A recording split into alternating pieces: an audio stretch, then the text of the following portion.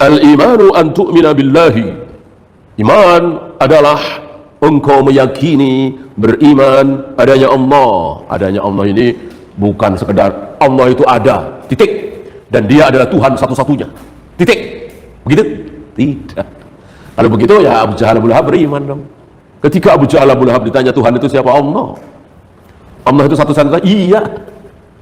Ya, yang menciptakan, yang menurunkan hujan, yang memberikan rezeki, yang menghidupkan, yang mematikan, satu-satunya adalah Allah. Kata siapa? Abu Jahal Abu Lahab.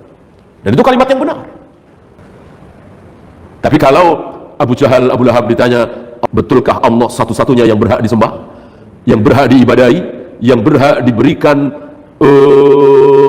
persembahan-persembahan ibadah? Jawabannya beda. Jawabannya bukan cuman Allah.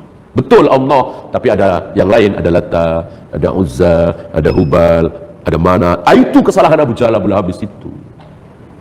Bukan Abu Jahal Abu Lahab mengatakan Allah itu tidak ada, Allah itu bukan Tuhan, Tuhan adalah Lata, Uzza, Hubal, Mana. Enggak sebodoh itu Abu Jahal Abu Lahab. Ya, enggak sebodoh orang-orang mana misalnya, orang-orang Jepang misalnya, ya. Orang-orang mana lagi itu yang mengatakan Tuhan itu ya matahari, Tuhan itu ya siapalah, enggak. Ya. Abu Jahal Abu Lahab tidak sebodoh mereka. Abu Jahal Abu Lahab bertauhid, cuman tauhid rububiyah itu doang. Uluhiyahnya tidak, apalagi asma wa sifatnya. Letak kekafiran, kemusyrikan Abu Jahal Abu Lahab di situ. Sehingga Abu Jahal Abu Lahab kekal di neraka. Ya. Karena tauhid harus sempurna 3. Ada rububiyah, ada uluhiyah, ada asma wa sifat. Meyakini bahwa Allah satu-satunya yang menghidupkan, mematikan, menurunkan hujan, menghidupkan, mematikan. Apa ini bukan tauhid? Ya terserah mau dikasih nama apa. Ya. Itu dari atas ke bawah, menciptakan, menghidupkan, mematikan, menurunkan hujan, membuat bahagia, membuat sengsara, kan dari atas ke bawah, dari Allah ke bumi ini, ke manusia. Nah, sekarang ada dari bawah ke atas, menyembah, gitu, berdoa, memohon, berharap. Dari mana? Dari bawah ke atas, dari manusia kepada Allah. Nah, itu harus satu-satunya. Satu-satunya yang berhak disembah Allah, satu-satunya yang berhak diibadahi Allah, satu-satunya yang diharapkan pertolongannya Allah. Apa kalau bukan tauhid ini? Dan antara yang tadi dengan yang sekarang kan beda nih. Ya, yang dari atas ke bawah dengan yang dari bawah ke atas kan beda itu. Ya terserah mau dinamakan apa. Ya, itu kan sekedar nama rububiyah, uluhiyah. Untuk memudahkan, dari Nabi juga nggak ada namanya. Untuk memudahkan saja. Maka para ulama melihat dari kata-katanya Rabb, maka rububiyah, ilah disembah, maka uluhiyah. Ya, terserah mau dikasih nama. Pokoknya intinya harus bertauhid seperti itu. Dan itu kan beda antara yang pertama dengan yang kedua tadi. Gimana dikatakan mengada-ada? Memang dalilnya seperti itu, kenyataan seperti itu. Itu yang diyakini oleh seluruh para nabi, para rasul. Ditambah lagi, Allah lah satu-satunya yang boleh bernama Allah, bernama Ar-Rahman, bernama Ar-Rahim, Al-Malik, Al-Qudus, As-Salam, Al-Muhaimin, dan seterusnya. Gak boleh selain Allah punya nama Ar-Rahman, Ar-Rahim. Apa kalau bukan tauhid?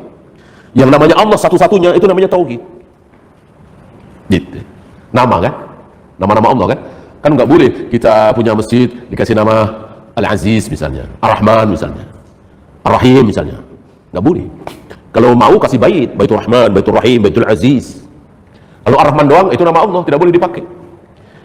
Kalau kita, anak kita laki-laki ya tambah Abd, Abdullah, Abdurrahman, Abdurrahim, Abdul Malik, Abdul Qudus.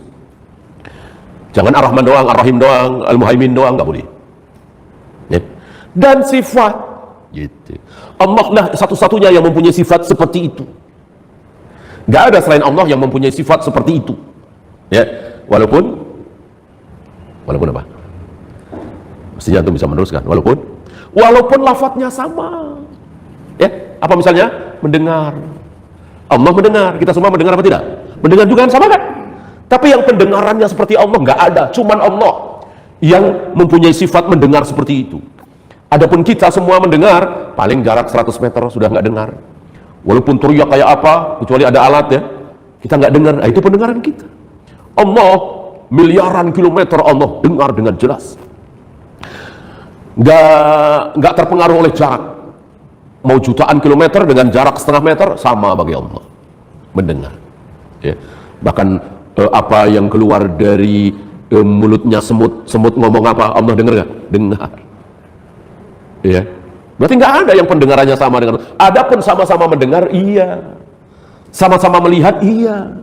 Sama-sama hidup, iya. Allah hidup, kita hidup kan? Kita nggak mati kan? Sekarang ini sedang hidup. Tapi hidupnya kita dengan hidupnya Allah jauh beda, nggak ada persamaannya. Bahwa sama-sama hidup, iya. Gitu. Kita pernah mati, kita akan mati. Allah belum pernah mati dan tidak akan pernah mati. Belum pernah ada waktu di mana Allah belum ada. Kenapa? Belum pernah ada waktu, ada masa di mana Allah belum ada. Kenapa? Karena yang menciptakan waktu, menciptakan masa itu siapa? Allah. Gimana ada pertanyaan, kapan ada waktu di mana Allah belum ada? Yang menciptakan waktu, Allah. Kalau nggak ada Allah, ya nggak ada waktu, nggak ada masa, nggak ada matahari, nggak ada bulan, nggak kejangkau oleh akal kita. Ya.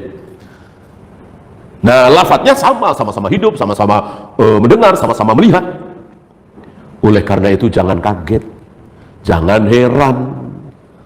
Istilahnya apa ya? Jangan norak gitu ya. Jangan apa? Jangan merasa aneh kalau Allah punya tangan, Allah punya wajah, Allah punya jari. Itu semua kata Allah sendiri dalam Al-Quran. Kata Nabi SAW, "Mama anaka anta sudah lima khalaqtu biyadayya wa samawati matwiyatun biyamini." Itu kata Allah sendiri. Aku menciptakan Adam dengan kedua tanganku. Aku akan menggulung langit dengan tangan kananku. Aku akan menghentikan geraman dengan telapak kakiku. Aku membolak-balikkan hati manusia dengan dua jariku. Jangan kaget. Ini kaget. Kalau punya jari sama dengan kita dong. Kalau Allah turunkan langit dunia setiap sepertiga malam, sama dengan kita dong. Kalau punya wajah sama dengan kita. Katanya walam yakul lahu kufuwan ahad. Katanya laisa kamitslihi syai'. Itu apa istilah kasar tadi, norak itu berarti. Berarti kaget dia. Enggak sekalian. Kalau Allah mendengar sama dengan kita dong. Orang kita mendengar. Enggak sekalian gitu. Kalau Allah melihat sama dengan kita dong. Kita juga melihat. Enggak sekalian gitu. Ya, lafadznya justru sama. Enggak masalah. Hakikatnya yang berbeda. Lafadznya sama, kita punya tangan, Allah punya tangan, kita punya wajah, Allah punya wajah, sama lafadznya. Tapi tentu tangan Allah dengan tangan kita nggak ada mirip-miripnya, wajah Allah dengan wajah kita nggak ada mirip-miripnya, jari Allah dengan jari kita nggak ada mirip-miripnya. Paham ya? Ya nggak usah Allah, antara makhluk dengan makhluk aja nggak mirip-miripnya, nggak ada mirip-miripnya banyak banget. Gunung punya kaki nggak? Punya ya. Desa itu berada di kaki Gunung Merbabu misalnya. Ini semua orang nggak ada yang yang bener aja Pak Guru, mana ada gunung punya, nggak ada. Dari kita kecil kita sering dengar guru kita ngomong desa itu ada di kaki Gunung Semeru, kaki Gunung Sindoro. Ya nggak ada yang protes bahwa gunung memang punya kaki, tapi nggak ada mirip-miripnya dengan kaki kita. Padahal gunung makhluk, kita makhluk. Gunung ciptaan Allah, kita ciptaan Allah.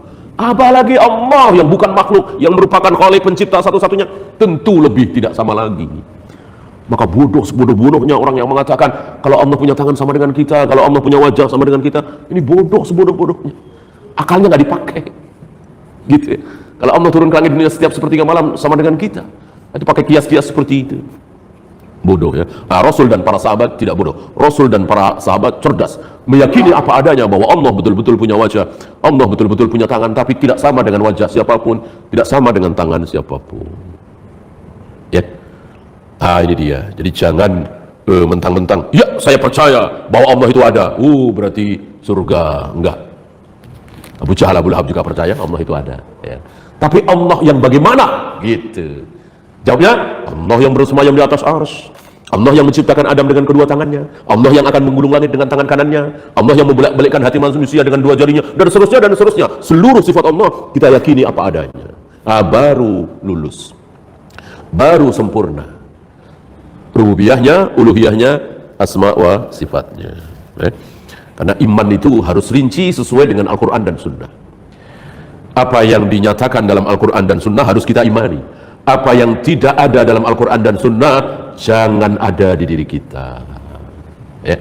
Antum pernah dengar pembahasan tauhid tentang Allah dari kelompok Mu'tazilah, Ahlul Kalam? Bingung antum. Itu nggak ada di ayat, nggak ada di hadis. Tuhan itu bukan jauhar, Tuhan itu bukan arat, Tuhan itu bukan begini. Nggak ada di Al-Quran dan Sunnah itu. Membahas tentang Allah. Mereka ya, dari namanya ada udah menyimpang. Mereka sebut apa? Teologi. Ya. Ngapain bahas Allah namanya teologi? Membahas Allah yang namanya akidah, tauhid. Atau ilmu kalam. Mereka kasih nama ilmu kalam atau teologi Islam. Ya. Yang dihubungkan dengan filsafat. Nah, itu nggak ada di Al-Quran dan Sunnah. Nggak ada di bawah ayat itu. Padahal ayat itu Allah sendiri yang bicara. Setiap sepertiga malam aku turun ke langit dunia. Aku cari siapa yang sedang memohon sesuatu akan aku beri. Siapa yang mohon ampun akan aku ampuni. Nah, ini nggak dibahas. Padahal sedang berbicara tentang Allah. Aneh kan? Yang mereka bawa ucapan Socrates, Aristoteles, Plato. Tuhan itu bukan arat, Tuhan itu bukan jauhar, Tuhan tidak butuh tempat, Tuhan begini, Tuhan begini, Tuhan begini. Sampah semua. Sementara ucapan Allah, ucapan Nabi SAW nggak dibawakan. Allah malu melihat hambanya mengangkat kedua tangannya, berdoa memohon sesuatu kepada Allah, sementara Allah belum kasih. Allah malu. Nggak dibahas ini. Masa Allah malu. Malah ditolak-tolak. Ya mereka nggak berani juga menolak secara vulgar. Ditakwil. Oh maksud malu di sini apa? Oh maksud senang itu apa? Ya.